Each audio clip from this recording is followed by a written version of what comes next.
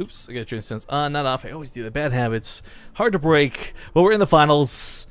And it is game number 3. Tied up 1-1. Spawning in the top left corner of the map. For the Home Story Cup 10 Korean qualifier, I give you the pink teamless Protoss Patience.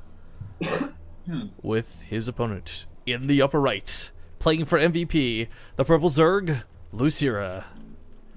And again, one last time, guys, for those who missed the explanation earlier, each of these qualifiers sends one player, with the exception of Europe, who sends 2, to a mini tournament that will take place after this. So the winner of this, the winner of the North American qualifier, and the 2 European qualifiers will play a mini tournament for the winner to play a get a fully paid trip to Home Story Cup 10. And I believe all 4 of those players will get an invite regardless, but only one will get fully paid on their trip. So that's pretty cool stuff. Gonna have an interesting bracket for sure. I believe the European one's already come to conclusion, but the North American one plays out later today. Sadly, we won't be covering that though, because we have our 32 Boys 1 Cup North American group with Katz, Schnitzel, Drunken Boy, and Fog. But we'll leave that for later, as it's not nothing to do with this tournament. And welcome back, Namshar. Thank you. Yeah. Well, Patience going for Nexus first. That's interesting. I don't know, he did try to do it in game 1, if I recall correctly. And he's gonna get away with it nicely in this game. At the same time, Losira going for the 15 hatch without the drone scout. So both players taking small risks, but not too big of a deal. Patience follows it up with a gateway, of course. So yeah. Well, Lucira's gonna get a pretty nice scout here. Lux out with that first Overlord, always a good feeling. Opposite for Patience, scouts the wrong base. But why you gotta bring that up, Namshar? What, Jesus, why you gotta bring that up? Rub it in his face, why don't you? Yeah. I'm a cruel guy. But okay, Losira goes for the gas a bit later on. He didn't take it too quickly, but he's gonna get that link speed eventually, nonetheless. To get that map control, make sure that Protoss doesn't get away with that too quick of a third base, etc. Yeah. I just want to throw something out here about the ads, guys, in Base Trade TV. This has been a problem I've been actually personally been frustrated with lately. For some reason, even though we play 2 minutes of ads over 2 minutes of dead space, for some reason a third ad or like a last minute ad will like play at the last second and restart like the cycles. And people get these extra long ads. We've been trying to throw an extra buffer space to compensate for this, but seriously, if you're getting more than 2 minutes of ads, and we only ever play 2 minutes of ads, except for the very end of the broadcast, report it to Twitch, because that's stupid, and I don't think that should be happening. Sadly, I have no control over any of that. Oh, but a quick robo. Ooh. Robo. Well, I mean, Protoss players don't really usually like to macro too much on this map. It's a bit hard with that super exposed third base, so not incredibly surprising to go for the Immortal All-In on a map like this, which I imagine he will be going for. Possibly a War Prism as well, judging by the placement of the robo. Braces inner parting. Yeah. Yeah, or he might go full on Showtime, but I mean he's not going for Blink or anything. It's not going to be quite the same, but Sentry block at the ramp is a possibility with the War Prism. We'll see. It's definitely a cool move, but I don't think it really plays well on this map because you can't quite get that bait the same way you will on say like Catalina. Yeah, yeah, it's you can still be fancy about it, but yeah, it's not as easy. It's gonna come down to the Zerg player making a mistake to let that happen if that was the case, but doesn't look like he's gonna be going for it. Does make the Immortals first, of course, and he's on how many gases? 3 gases. So interesting. It's not a 2-gas Immortal All-In with a lot of zealots, and it's not a 4-gas one with a lot of sentries. Kind of middle of the road, it seems. Gateways go down. Let's see what Losira has seen so far. He has, of course, seen the robo with that first Overlord that he lost, I believe. And does the gateways go down now? So what's his... He does still go for +1 melee. I don't know if I agree with this. Because a lot of lings versus a lot of sentries with a lot of force fields, it's kind of tricky to make that work. I don't know. I think the sentry's gonna take that. As long as it's like, you know, back against the wall, you don't have to do the full donut, right? Yeah, if anything, I feel like the Zerglings are just extremely weak in general versus Immortal All-Ins. You know, as a kind of response, you want to have, you know, a lot of roaches with lings, or, you know, Hydra ling, but just like mass ling, you even cancel the roach horn. And he's going, okay, he's going Link Hydra. Hydras. Okay, I with kind plus of one like Link. this, yeah. This makes more sense. He's gonna try and maybe catch the sentries early on with +1 Zerglings. So it's making more sense now when he cancelled the Roach Warren. I see what he's thinking, and maybe when the Patience army doesn't have that much buffer in it. Oh, Patience is going for the... What? He's macroing, man. I don't think he's all-inning at all. Well, he's making an Observer now. He's making a Forge now. Like, he's starting +1 just now. Okay. And he's gonna go for the Immortal drop. You see... But wow, this is confusing. so here's the thing, though. Like, is it... You might be macroing up to an extent right now, but it's not like this is an easy map to secure a third on his Protoss. So it's kind of like questionable about what he plans to do behind it. I mean, he could be thinking about possibly taking a third, but really, I don't know, man. Too basing it on merry-go-round. Yeah, never mind. He's just gonna try and do a delayed timing with like 4 Immortals or something with +1. It just was strange to me because +1 is so late, but if he gets a super high Immortal count and just waits for a long time, then it makes a bit of sense, I guess, to with the build he's doing. But with Hydra's on the way already, I don't know how it's gonna work. We see why he went for that Robo. He's been shuttling around 2 Immortals this whole time, so making a little more sense on why he's planning to use it quite like this. I mean, it's really hard to get those kills. I mean, like when you do this versus Terran, right? You pick up depots like nobody's business, and then against other Protoss players, the pylons fall. There's not a lot of easy building targets for these Immortals when it's PvZ. So, I mean, you'll kill drones, that's cool, but oh, he's gonna pick up. Okay, actually doesn't lose any health. Okay. 7 health on 1. I thought it was gonna go much worse, but pushing here on the front lines, 3 Immortals, lots of sentries. I mean, the Hydralists are out. This is a big deal. Same with the Queens.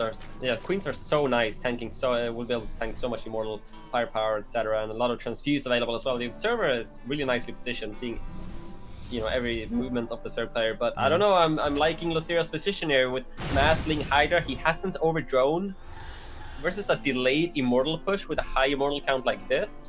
Hydraling is the perfect response, and Patience identifies this. He realizes that is never gonna work with only Immortals, so he starts to probe up and he makes a Robo Bait. So I like this decision a lot. Actually, he's probably gonna have to recall here. This is really awkward because Lucira's just gonna go across the map. He just lost an Immortal in the middle of the map as well, so that kind of thing. He might lose this one going to the main. Some good micro going off here, but a lot of things going on though at 3 places at the same time. Link's hitting the wall. Meanwhile, Patience moving into third base of Losira. Well, of course, what's going on? Oh, he's actually go with the snipe on the third base. He should be able to get this in recall, I think. This should be easy peasy, especially if those other 2 Immortals get involved. Quit being lazy. That's a big deal. With Colossi on the way, which is a 2-base serve with limited tech and only Hydra Link. Recall. Yeah, there we go. Man, this is looking good for Patience now. I agree. I can't believe he got away with that. Snipe on the third base. Losira has, no extra tech, stronger than the Spire now, but I don't know, man. 2-base Zerg versus 2-base Protoss. I'm not liking his chances. Man, this is so tense. I like that he's kept his Warp Prism alive too. It's not even the fact that it's dealing damage, because let's be honest, it hasn't, but it's the threat of how much damage it can deal. Exactly. Like Lucira can never fully ignore this, and he's always going to be concerned about the main for the rest of this game. Now he's trying to take his third back, and I like that the Spire's on the way, because that's one way to catch that Warp Prism, but it's funny because he rushed out that Hive last time, and the Vipers worked pretty well in a trolley sense. He actually kind of needs them this game, I feel. Because, like, how else is he going to deal with this? I mean, I guess you could go Corruptors, but, man, I am not a big advocate of Corruptors. Yeah, I mean, it's just so far off, though, right? If you go for that Hive, you have such a big timing window for the Protoss where the Patience is going to be able to attack with the... Oh, okay, dust stop the seconds from coming through. He's going to be able to attack before Vipers are out. So going for the Spire, he's going to have that tech available to him a lot quicker than he would if he was going for the Hive. So I kind of see what Losira is thinking, but whether he goes for Mutas or Corruptors, I don't feel like either is going to be too effective, because I mean, even if he commits to a lot of Corruptors, kills 1 or 2 Colossi, there's still like 4 Immortals on the field, so if he commits too much to the air and kills the Colossi, he's still going to lose out in the ground war, and it's going to be Mutas, so okay, interesting. It's gonna... Hey, I'm sure, did you see that there were 4 mortals? No.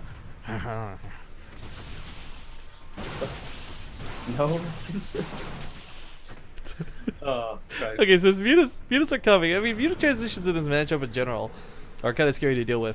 And I think this might work out for now because the Stalker count is fairly low. And I guess if you remove the Stalkers and you remove the Sentries from the equation, they will take out the Colossus. But we're never going to see Mutas like diving on that Colossus first, not in a suicide fashion. And I feel like this has been a reoccurring thing for Patience. He hasn't been using his sentries to hallucination scout enough, and the Muta's now in the main mineral line. That's a big problem for him. He hasn't been scouting the tech of the Zerg at all, so he wasn't ready for this. 7 probes drop immediately, but at the same time, he says, you know what, screw it, you got a tiny amount of mutas. I want a base trade if we go for it. These Immortals hit hard.